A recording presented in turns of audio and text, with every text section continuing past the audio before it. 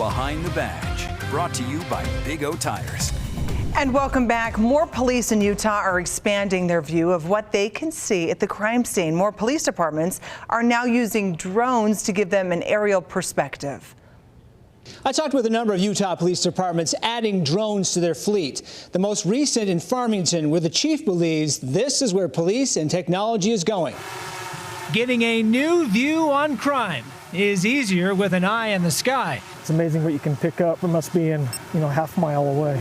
City building official Eric Miller is one of Farmington's new drone pilots. The city recently purchased 2 new drones. It's now training with the police department, in part to give officers an added angle on emergencies and dangerous criminals. We can go back to the wide deal and we can come on in and we can start doing the zooms. So this will take a video of the wide, it'll take a video of the zoom, and it'll also take a video of the infrared all 3 times, which makes it kind of cool. This thing will zoom right on into, if we wanted to see a license plate right here. On this day, the drones are offering a new set of eyes for Farmington police, training to pull over a high-risk criminal. The police chief says it gives them a view inside the car without having to put an officer in danger. Instead, we can do it from an altitude and a distance where, quite honestly, the subject wouldn't even know a drone's being utilized. Chief Eric Johnson says had they had those drones back in 2021, they would have used them during a hostage situation with a wanted man on the run that eventually ended with officers shooting and killing him. While drones may not have changed the outcome, the chief says having that bird's eye view would have made the scene safer. Sometimes not only where they are, but where they are not is helpful for our safety. And he believes pretty soon, police drones will be the standard. Like everything else in our profession, if we're not keeping up with technology and advancing our training along with it, we're going to get left behind. So today, keeping up with technology means staying above it. You can be 400 feet away and still get that tight of a shot. You can, yep.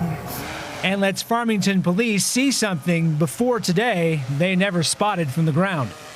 Now, the chief recognizes there are issues and concerns with privacy, and he wants people to know they're aware of your Fourth Amendment rights and says they have a responsibility to be sensitive to those issues.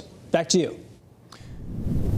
We're continuing to follow that huge snowstorm hitting Utah. This is a live look at I-15 near Hill Air Force Base. Take a look. Conditions not good out there, visibility low, traffic obviously not moving at freeway speeds, which is a good thing in these type of conditions. The snow really coming down and starting to head south into the Salt Lake County area.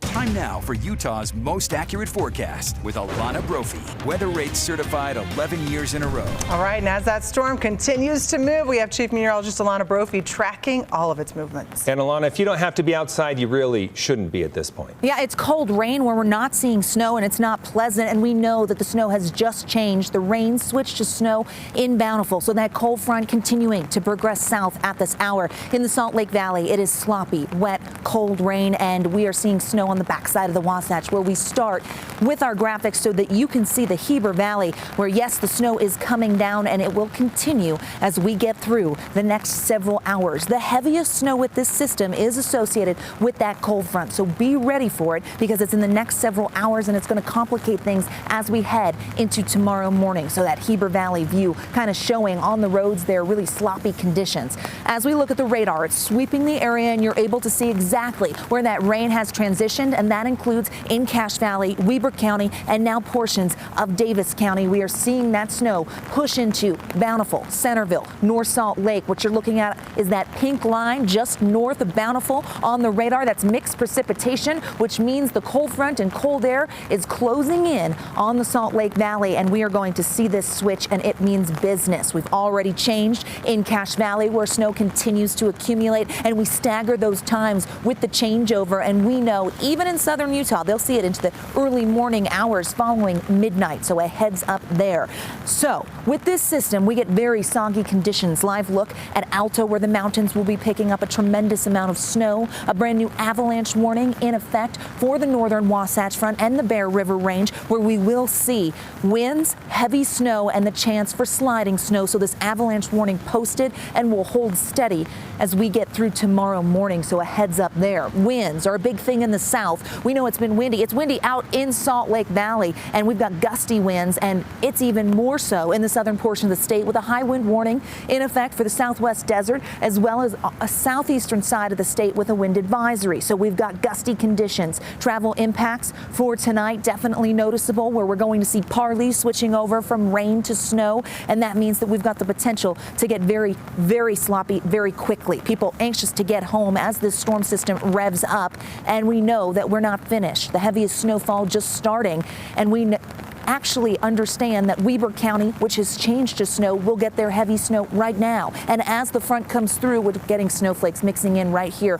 live. You can see that area of low pressure lifting to the northeast. Wraparound moisture keeps things very active tonight through the overnight and into tomorrow. We also have cold air in place, so we've got conditions to keep things very active. Watch the clock in the corner of your screen by 8 a.m. We know that the morning commute has the potential to be icy, sloppy, showery activity holds on, with our next storm system waiting in the wings in the corner of your screen that will impact us late Thursday and into Friday. Active skies hold on in southern Utah as well.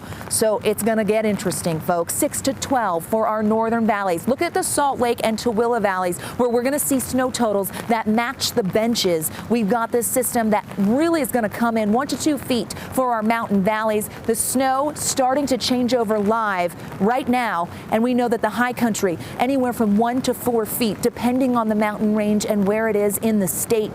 The changeover happening as the cold front approaches on the eastern side of the state in Castle Country, anywhere from 2 to 6. The Uinta Basin will pick up snow. Those are areas that will see very gusty winds, and they will be the last to tap into this moisture, which as we speak, the rain now changing. Here it is, Salt Lake County. It's coming in, and it means business. Temperatures for tomorrow will be cold. This is a broad, cold system. Daytime highs in the 20s, which you'll notice there. As we look at the next 7 days in Washington County, active conditions will hold on, and that means that we will be way below average. And as we take a look at that 7-day in St. George, below average temperatures with rain potential hanging steady, 40s turning to 50s. We definitely know that the Wasatch Front will see the chance of more snow Thursday late into Friday. Quieter for the weekend, but late Sunday into Monday. Now, I want you to take a look. It was valley rain with gusty winds. We've talked about this front approaching Salt Lake County for the evening commute. And as I stand here live right now, I want you to be able to see the big snowflakes that are starting to come down. You watched it happen here live. We're kicking it off, and we know that this heavy snow is going to accumulate for the next several hours. Salt Lake County expecting anywhere from 8 to 14 inches with this system as we head into the overnight. Glenn, Emily, I'm going to send it back into you, but now this front continues to head south.